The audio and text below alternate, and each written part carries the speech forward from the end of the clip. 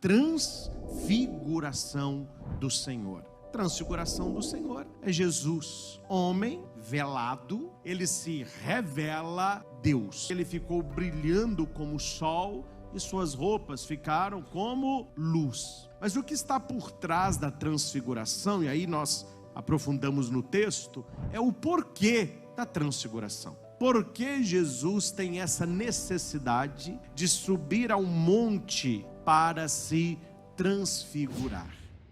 Seja muito bem-vindo ao Cortes da Fé. Porque antes deste texto, no capítulo 16, Jesus faz o anúncio da paixão.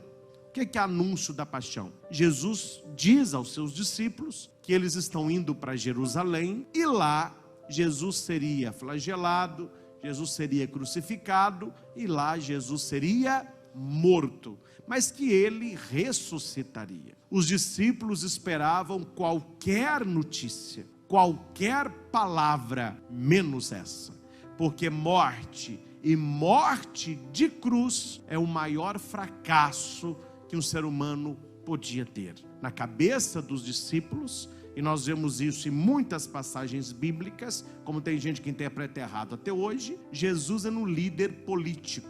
Jesus veio para mexer com classe social. Pessoal que interpreta a Bíblia sem um aprofundamento teológico. E tinha discípulos que acreditavam nisso também, que ele chegaria em Jerusalém, ou por bem ou por mal, tirariam o Império Romano, expulsariam Pilatos e Jesus seria coroado rei de Israel. Tanto é que no domingo de Ramos volta aquele rei, Hosana, aquele que vem. Então eles tinham uma visão um pouco deturpada.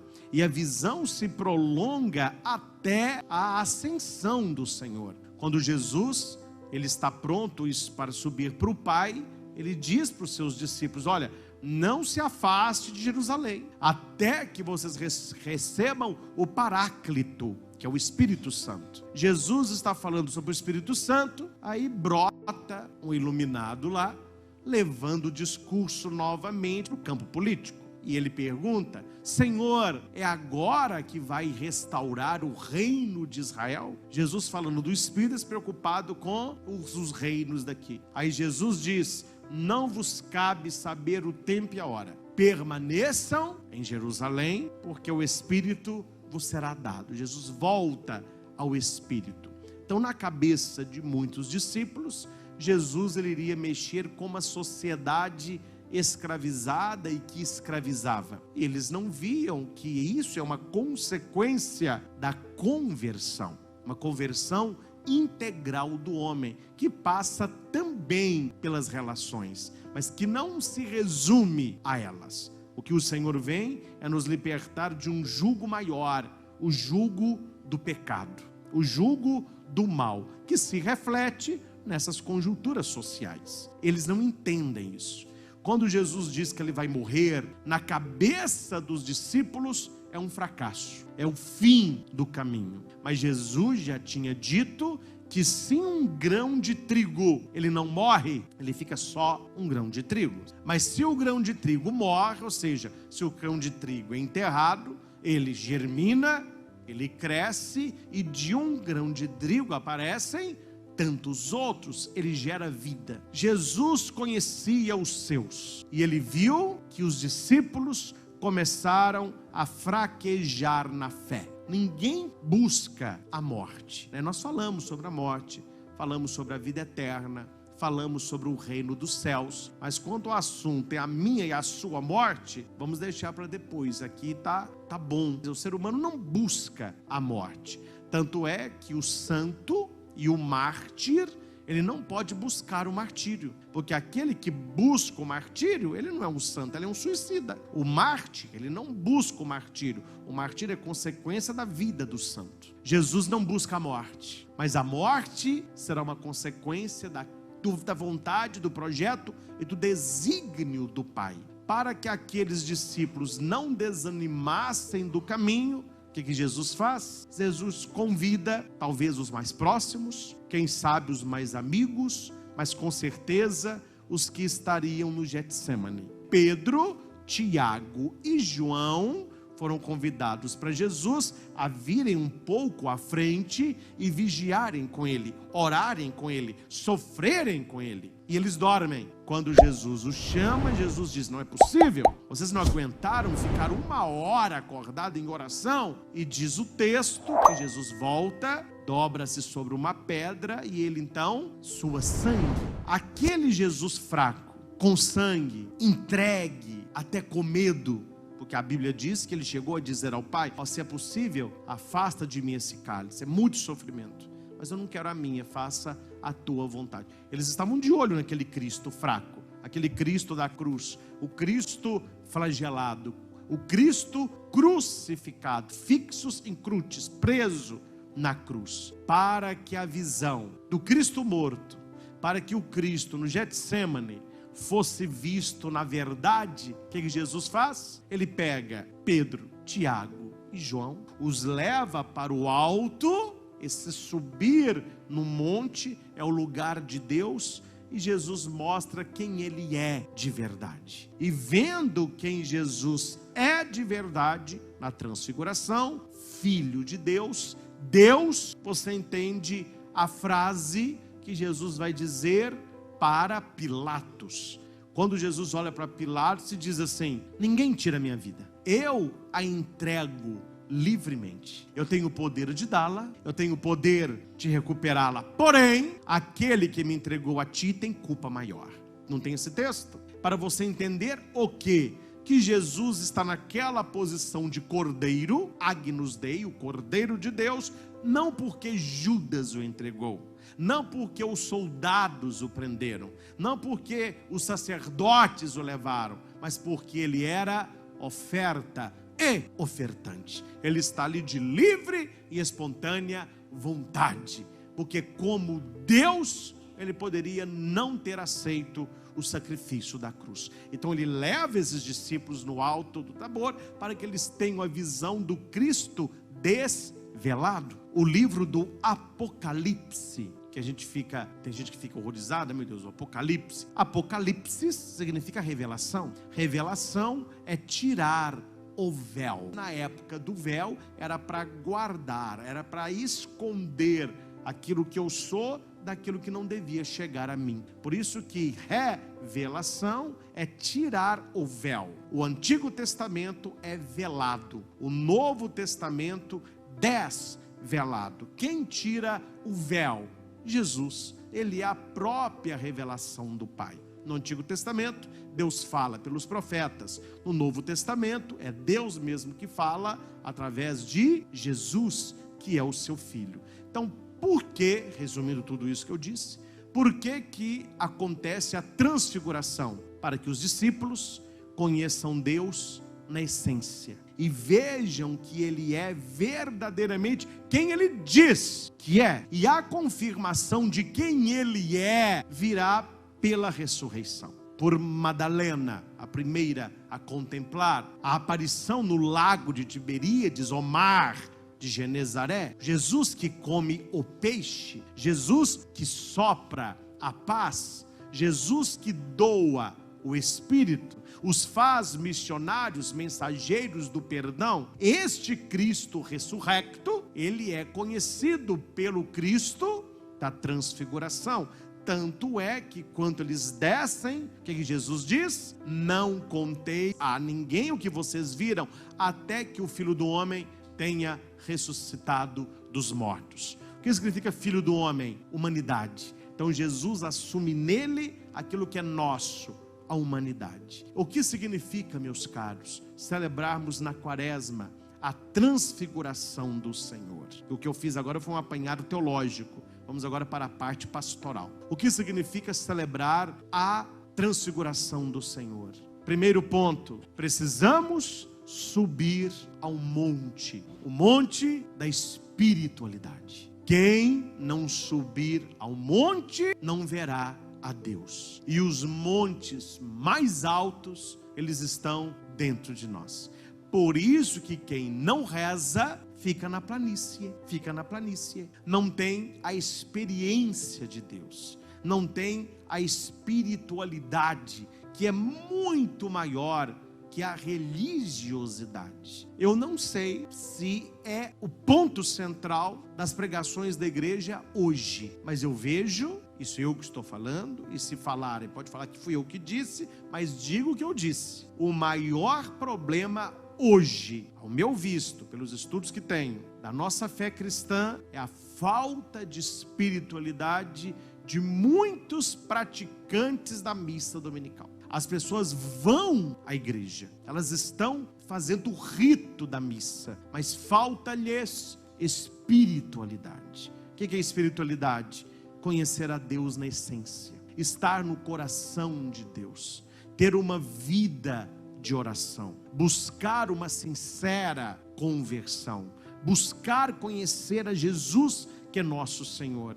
Padre, como o senhor fala com tanta certeza que a maioria do povo não tem? É porque eu faço o que você não faz. Primeiro, que eu atendo confissão. Ninguém aqui atende confissão. Segundo, eu faço orientação de fiéis. Ninguém aqui faz orientação de fiéis. Eu celebro Eucaristia, eu prego o retiro, eu faço encontro, eu vou puxando das bocas dos fiéis como essa tal da experiência. E na maioria das vezes não está saindo nada, porque as pessoas não subiram no monte da espiritualidade. Hoje em dia se lê de tudo, e tem cada leitura que é uma verdadeira porcaria. Aí você pega hoje e pergunta: você é católico praticante? Não, eu sou católico praticante. Vai à missa? Eu vou à missa, comunga, confessa.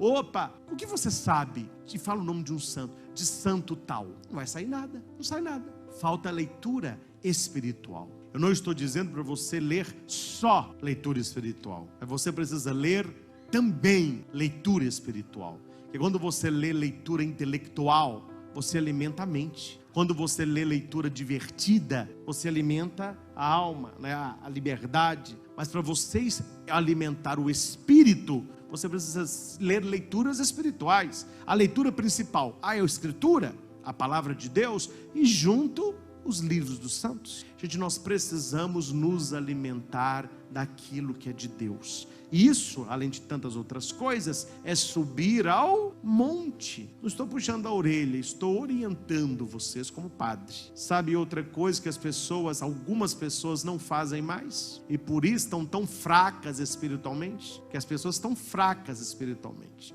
Qualquer coisa, o pecado leva à recitação do Santo Terço. E olha que eu não estou falando como o Papa pediu, rezar o rosário.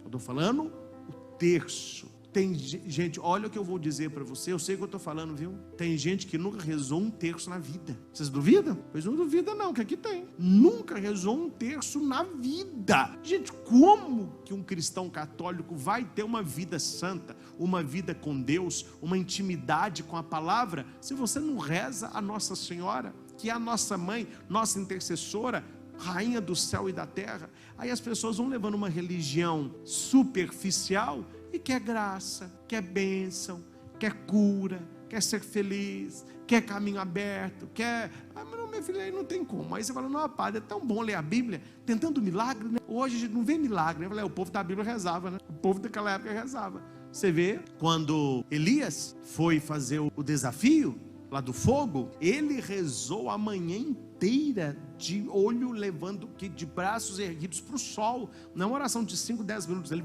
foi a manhã inteira. Hoje a pessoa reza 10, 15 minutos, já que é um milagre na vida. Então precisamos subir a montanha. Não é fácil subir. Como não é fácil subir uma montanha, também não é fácil subir a montanha da espiritualidade. Mas é um degrau a cada dia. Um degrau a cada dia. Hoje eu posso dizer como que o Espírito Santo é generoso. O tempo que eu invisto em oração, ele volta em descanso, em restauro, em renovo. Quando você reza mais, Deus tem matéria para agir em você. Muitas pessoas ficam esgotadas, resolvendo o problema, corre para cá, corre para lá, problema de banco, problema de trabalho, problema com o filho, problema em casa, problema com o cachorro, problema com o semig, é um problema atrás do outro. Você fala: eu vou resolver esse problema, vamos ver qual que é o próximo. Minha pergunta é: está rezando? Está rezando? Estamos rezando mais? Estamos subindo o monte da espiritualidade? Esse é o ponto 1. Ponto 2. Quem está subindo com você? Cuidado, tem gente que não quer subir. conviva com pessoas que querem te levar para o alto, porque gente para te puxar para baixo não falta, gente para te desanimar não falta, gente para te indicar caminho errado não falta,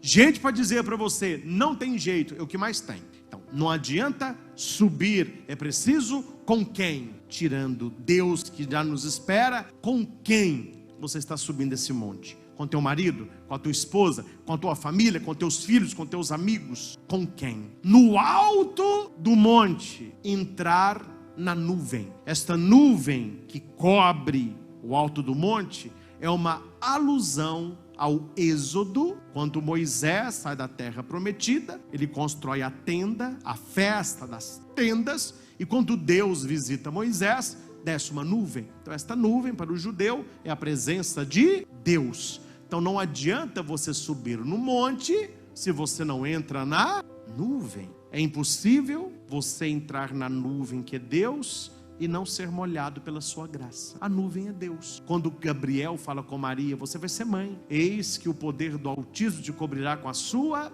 sombra. Na tradução grega, te cobrirá com a tua nuvem. E Maria fica cheia da graça, que é esta água de Deus. Subir no monte com quem se deixar encharcar por Deus. Jesus aparece entre Moisés e Elias. Moisés os profetas, Elias a lei. E eles conversavam com Jesus. Conversavam sobre o quê? Sobre a paixão. Jesus, ele é o que os profetas disseram, o que a lei predestina e a realização do amor de Deus. Dentro da nuvem, escutar a voz de Deus. Este é o meu filho amado, escutai. Vocês lembram do mar acalmado por Jesus? Sim ou não? Ele sobe na barca, não é assim? O mar está agitado, a hora que ele sobe na barca, o que ele fala para o mar? Isso, cala-te! Aí o mar cala. O que os discípulos conversam entre eles? Bom, vocês estão lendo Bíblia, hein? Parabéns, o padre gosta disso. Quem é este que até o mar e o vento obedecem? Isso é uma pegadinha na boca de João, porque na verdade a frase deveria ser: o mar e o vento obedecem a este filho amado. E nós? O mar e o vento têm mais juízo do que nós. Jesus fala, o mar obedece. Deus grita, o ser humano não. Então precisamos ouvir. E o principal, hora que descer do monte, saber da experiência que tivemos. Gente, experiência não tem como partilhar. Não tem como partilhar aquilo que é próprio da sua experiência. Tente falar com alguém que nunca chupou laranja, o gosto da laranja, através da palavra. Tenta explicar para ele qual que é o gosto da laranja. Você vai falar e não vai falar, porque tem que ter experiência. Amor. Quem nunca amou ninguém e quem nunca se sentiu amado, o amor é uma palavra. Amor, mas não significa, nós precisamos de experiência. E aqui eu finalizo indo na primeira e terminando na segunda, que é muito simples. Quem tem a experiência de Deus, sai da tua terra, abre-se ao novo, obedece à voz de Deus, cresce na vida. Abrão, sai da tua terra. Abrão é Abraão, é porque no início era Abrão quando Deus chamou. Quando ele aceita a missão, então na pai dos povos, ele cresce Abraão. Então a leitura diz: sai da tua terra, da tua família, da casa do teu pai e vai para onde eu vou te mostrar. E ele vai. E Deus tem uma palavra para ele e é para nós também. Abençoarei quem te abençoar, amaldiçoarei quem te amaldiçoar, em ti serão abençoadas as famílias. Não é toda a terra não. Se Deus abençoar a nossa família, está de bom tamanho. Em ti, Deus vai abençoar a sua família inteira. Mas nós precisamos aprender uma coisa: não vale lei de talião. Dente por dente, olho por olho, não. Para o cristão é confiar em Deus. Quem te abençoar, deixa Deus abençoar. Quem te fizer o mal, deixa Deus recompensar. Quanto a você, clame bênção para a sua família. A segunda leitura vai dizer um fruto da experiência de Deus, que é o sofrimento pelo Evangelho. Viver o Evangelho não é simples. Assumir a palavra de Deus atrai também sofrimento. Mas se a nossa experiência do amor é maior do que a própria dor, ama-se o sofrimento, porque ele me leva a Deus. Eu tive a experiência de subir no Monte Tabor. Não adianta o padre ficar falando na sua cabeça uma semana, Deus, Deus, Deus, não vai resolver. Você precisa ter a mente e o coração, a inteligência e a fé, a razão e a emoção. Por mais perto que seja a ligação, é o caminho mais longo que um ser humano pode fazer. João Paulo II, São João Paulo II. Olha a distância que está a minha mente, o meu coração da minha mente. Isso aqui, ó, é a distância mais longa que um ser humano pode fazer. Tirar Deus de conceito e colocar Deus na vivência. Isso é espiritualidade. Isso é subir o monte. Isso é levar quem você ama contigo. Isso é entrar na nuvem. Isso é se encharcar de Deus. Isso é escutar o verbo. Isso é descer diferente. Sabendo que sempre que o sofrimento bater a nossa porta, precisamos lembrar da experiência do Tabor. Meus irmãos, guarde isso. Não sei o que cada um está vivendo aqui. Tem gente aqui que está vivendo talvez uma dificuldade. Você está vivendo a flagelação, a dor, o problema. Mas antes houve o alto do Tabor. E depois haverá a ressurreição dele e a tua. O que não podemos é perder a fé. E fica o pedido do Padre, se assim encontra espaço no teu coração. Vamos rezar mais. Reze pela tua família, reze com a tua família, reze pelo seu cônjuge, reze com o seu cônjuge, reze por você e reze por Deus que está em você.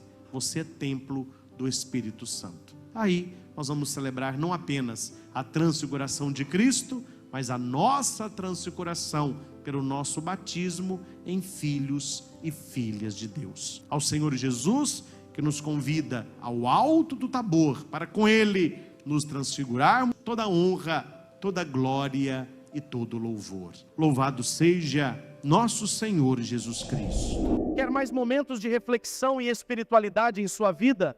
Não perca as mensagens, pregações e reflexões profundas que iremos trazer para você.